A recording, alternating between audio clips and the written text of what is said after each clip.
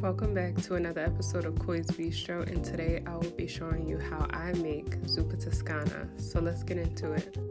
Firstly, I'm going to start by cooking my bacon to render the fat, and yes, I am using beef bacon, but of course you can use your typical pork.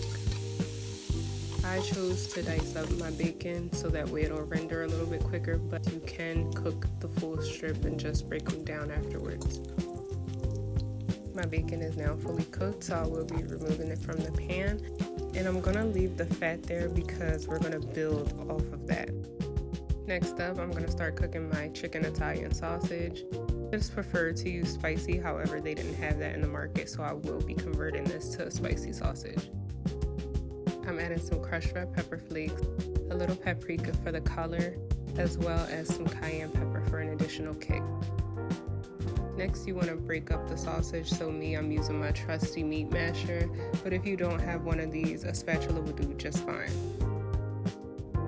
Our sausage has now been broken into crumbles, so now we're going to move on to the next step of flavor. I used an entire onion that I diced up, along with some Italian seasoning.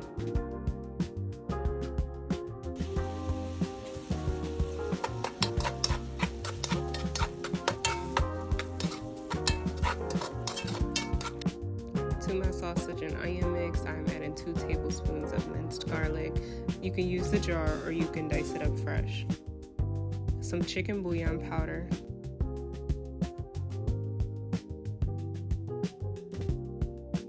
And once that's added, give everything a mix, allowing the flavors to really mingle with each other before moving on to the next step.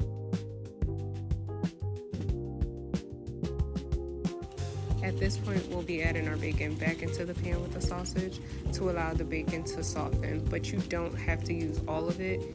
You can save some to use for garnish when you're ready to serve.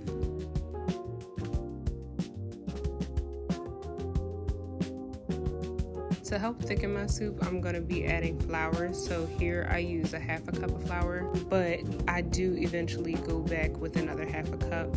It just isn't shown in the video.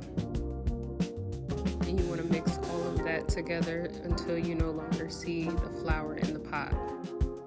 We're basically building a roux, but with the other contents in the pan. So we're kind of starting it in the process of making a gravy per se.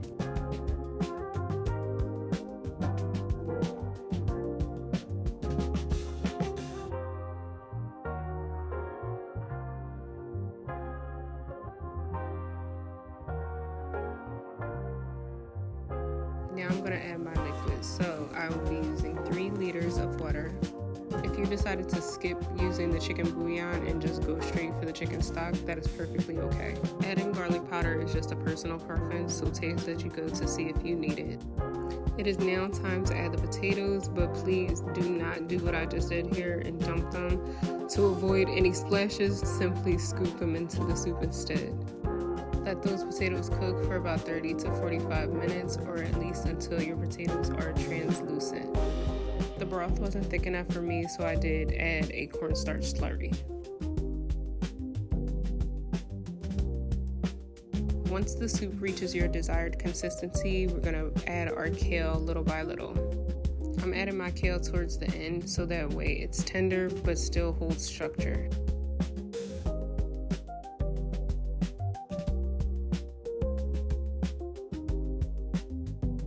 I'd say our Zuppa Toscana is coming together quite nicely. However, we are not done yet.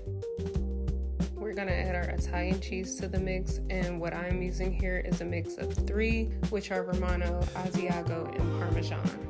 Normally, Zuppa Toscana only calls for Parmesan cheese. However, me personally, I like the pungency of Romano and Asiago. I think they complement the soup very well. A splash of heavy cream follows, and then we mix.